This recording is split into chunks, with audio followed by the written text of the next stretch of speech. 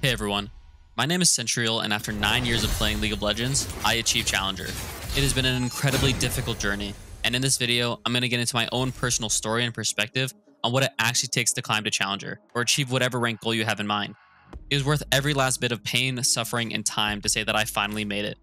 There's a lot more to climbing than you might initially think, and it can be a complicated and brutal path to trek. So let me show you my path. It all starts in the Stone Age. I believe that there are a lot of people playing League stuck in what I would call the Stone Age. This period of me envelops the 6 years that I spent playing Ranked from Season 6 to Season 11. I call it the Stone Age because I was basically just banging rocks at each other trying to make things work and improve. I played a lot with my friends, duo queued, and spammed games to get myself to Diamond in Season 8. But this was my natural plateau. I stayed in Diamond for 3 years, being unable to reach Master. I didn't really change anything about my process either. I was still just spamming games and banging rocks together. I was able to barely break into Master in Season 11, but I never stayed there for long. But in Season 12, that's when everything changed. That's when we entered the Renaissance. After struggling in Diamond and bouncing off the Master Wall for 4 seasons, a friend of mine asked if I had ever looked into getting coaching. I hadn't ever given it any real consideration, but that one comment sparked my interest enough for me to look into it. That's when I found Coach Curtis in the Mid Lane Academy. The reason that I call this the Renaissance is because this is where I found out how to love the game. Don't get me wrong, I enjoyed playing the game, I thought it was fun, but I had a lot of bad narratives that were limiting my improvement massively.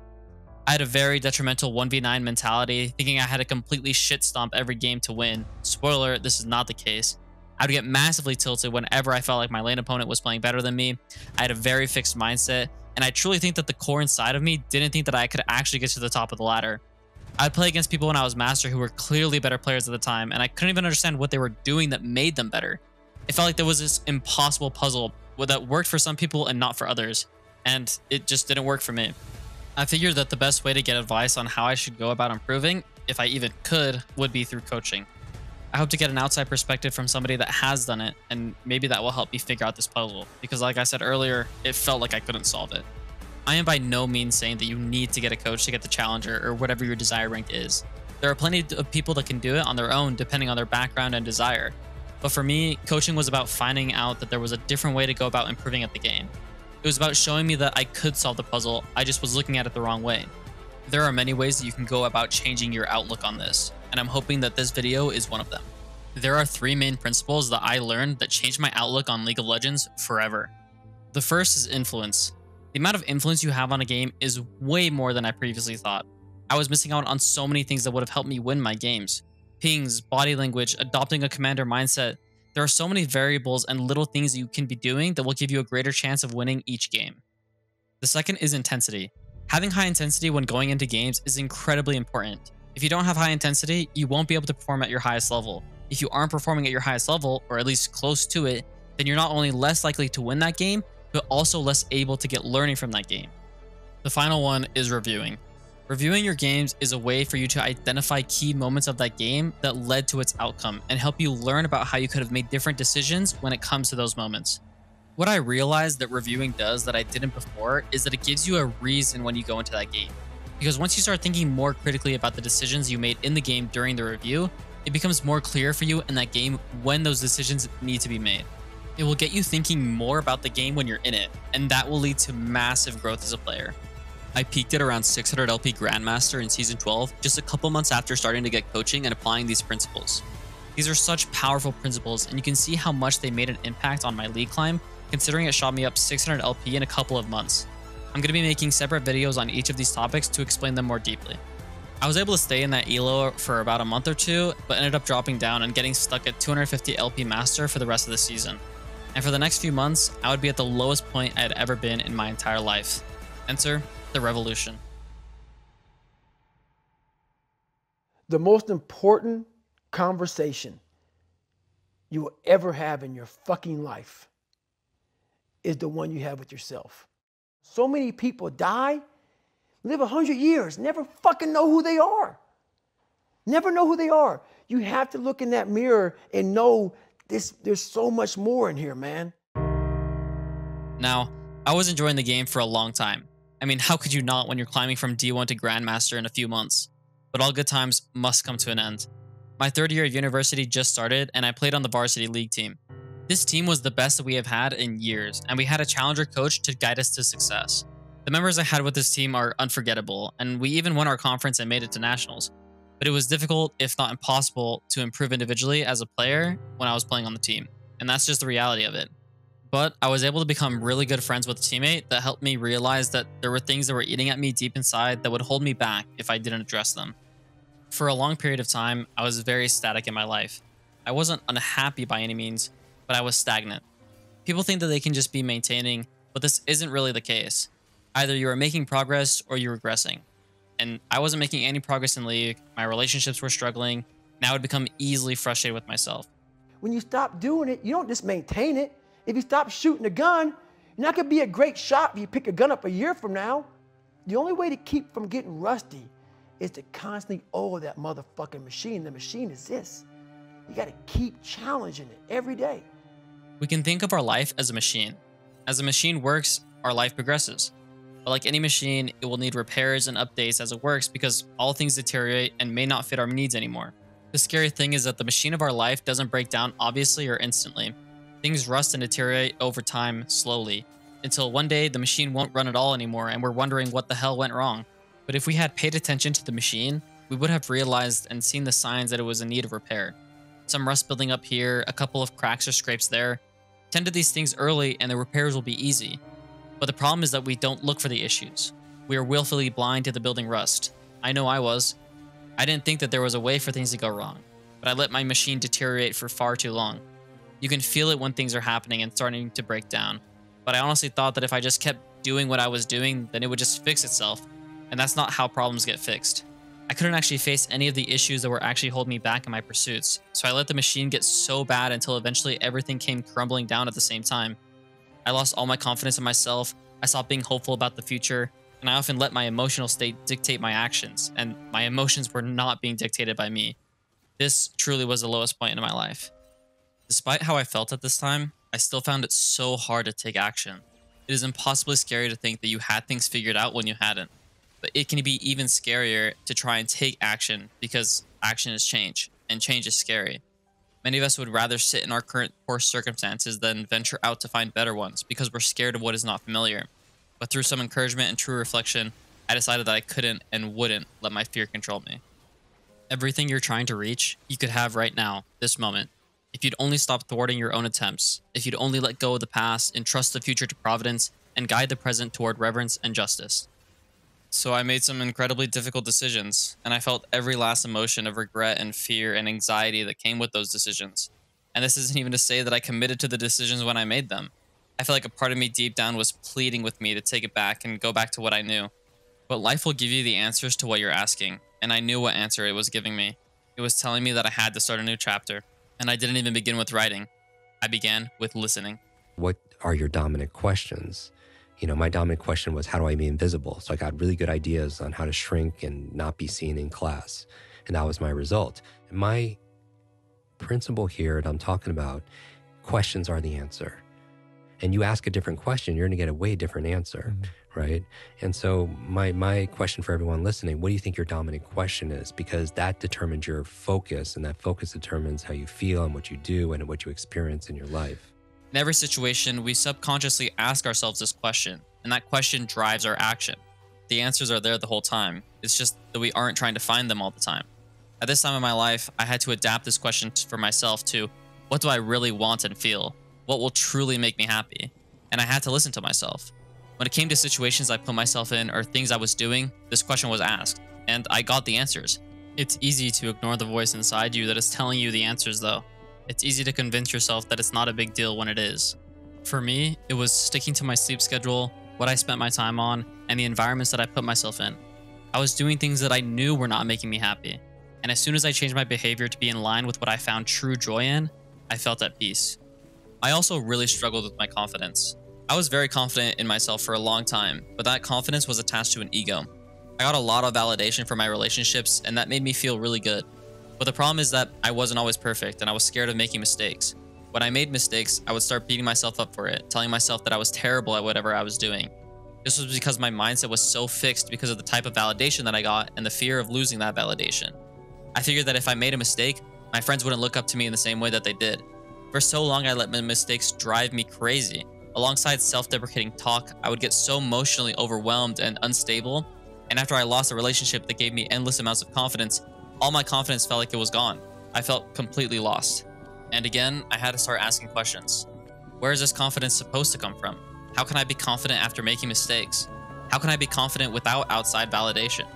And I found my answers. My father was really influential at a really critical time where I had a summer where I played basketball when I was like 10 or 11 years old. And here I come playing and I don't score 1 point. I remember crying about it and being upset about it. And my father just gave me a hug and said, listen, whether you score 0 or score 60, I'm gonna love you no matter what. Wow. Now that is the most important thing that you can say to a child. Because from there I was like, okay, that gives me all the confidence in the world to fail. Think about that for a second. Confidence to fail. Confidence was supposed to mean that I couldn't fail, that I wouldn't fail. But I had this completely wrong. I learned that confidence came from the ability to be okay with making mistakes because you can learn and grow from them. Mistakes are the stepping stones of progress, and I was expecting myself to not make any of them. It's an impossible task. And ever since I started practicing this mindset, and I am still practicing and getting better at it, confidence in myself has been at an all-time high. I'm so willing to just commit to what I believe to be the correct choice when I face with a decision in the moment, because if it's the wrong choice, then I can only know by making the mistake. It's when you make no choice that you become stagnant and ruled by fear. My fear of failure kept me locked behind a mental barrier and stunted my growth as a person in all of my pursuits. The most constraining feeling in the world is living in what ifs. What if I fail? What if people don't like what I do or what I make? What if my decision doesn't work out? What if I make the wrong decision? But the real constraint comes because progress cannot be made when you're in that state of mind. The most liberating feeling in the world is being unapologetic for who you are in your current state of life. Being unapologetic when you make mistakes. Being unapologetic for making the best decision that you could in the moment. Because then, the world is your workbench. Yeah, you're gonna make a lot of stupid shit, but there is also bound to be some amazing things coming from it. The last thing that I want to touch on is honesty. It's hard to be fully honest to other people sometimes, even if you have good intentions. Maybe even especially when you have good intentions. You don't want to hurt other people's feelings. You don't want to break the peace. You don't want to be the one to bring up a bad conversation. But if you continue to go down this path of lack of honesty, resentment will build. This is the thing that I wish I knew a long time ago. Honesty can be so difficult because we're scared of what we really think and feel. We can feel like a bad person because of the way we feel. But if we dig to find the reason behind what we feel, then we probably wouldn't think it to be so unreasonable. If we are honest in our relationships early, we can avoid the resentment that will build from forcing yourself to do things that you don't want to do. And often resentment showcases itself in unreasonable moments. The worst part is that I didn't even know it was happening to me. Had I been a bit more conscious and thoughtful about what was happening in my relationships, what I was feeling and things that pushed me further than I was comfortable with, and things that happened time and time again that began to get on my nerves, then maybe I would have been able to resolve these issues early on. But on theme with this machine, I was willfully blind. I was just hoping things would get better without intervention.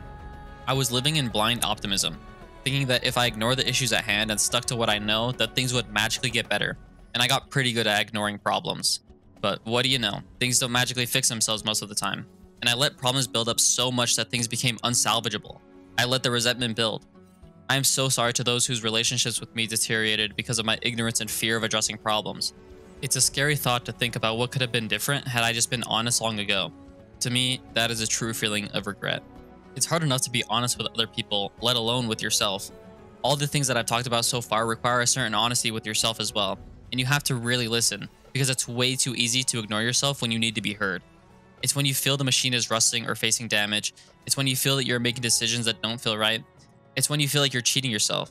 Pretty soon, the resentment you build is going to be built up against yourself. You're going to lash out at yourself for silly things. You'll get angry at irrelevant problems, or you'll plateau in your pursuits and try to brute force your way past, which isn't going to work. And you get angry because you don't know why. It's scary when you have to confront someone that you know has been lying to you. That's a tough conversation to have. Now imagine the person that has been lying to you has been yourself. It takes time to open up to yourself too, as weird as that may seem. It's almost like you have to build a certain trust with yourself after telling lies for so long. But given time and with good intention, that trust will be gained. You will learn how important it is to listen to yourself early on, and you will get better at listening too. So these are the things I had to learn. I had to learn how to listen to myself. I had to learn how to look for signs that things weren't quite right. I had to learn to address problems early on. I had to learn what having confidence truly meant. I had to learn how to be decisive in my actions. I had to learn to be okay with making wrong decisions. And I had to learn to be honest. And after all of that, we finally arrive at the breakthrough.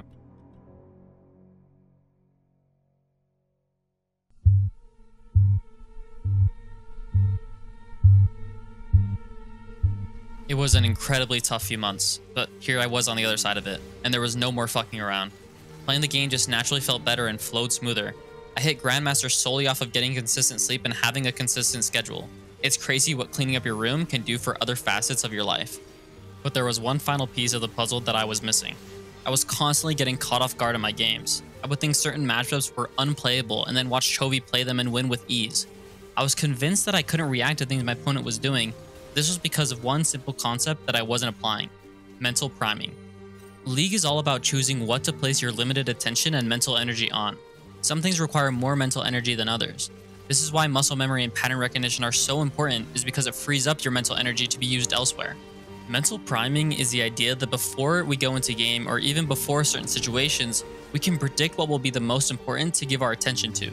I had years and years of game intuition built up, but it was going unutilized because I wasn't priming myself beforehand.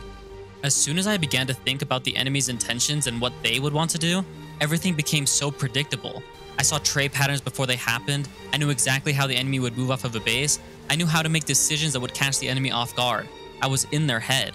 It's strange to think about how many things didn't make sense to me when I was trying to climb just a year ago, and how it all makes sense now. It's just something you can't understand until you do it.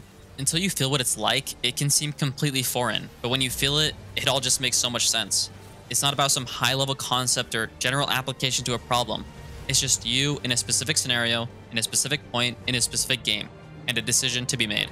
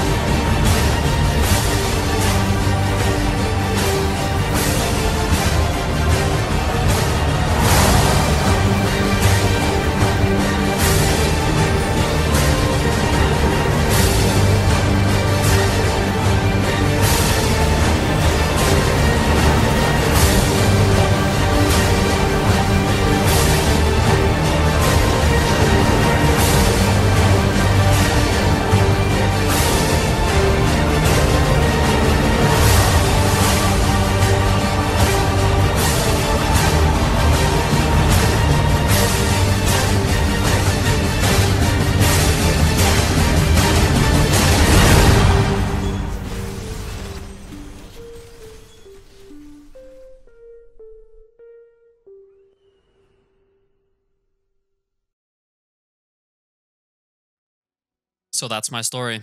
I did not reach Challenger because I knew which OP champion to pick. I didn't get Challenger because I knew the one strategy that would guarantee LP. I got Challenger because I put in years of effort, found new perspectives, and got into the details of my games. I got Challenger because I dug at the deepest part of myself after I let myself deteriorate over months, and only after that could I believe myself and find confidence from within.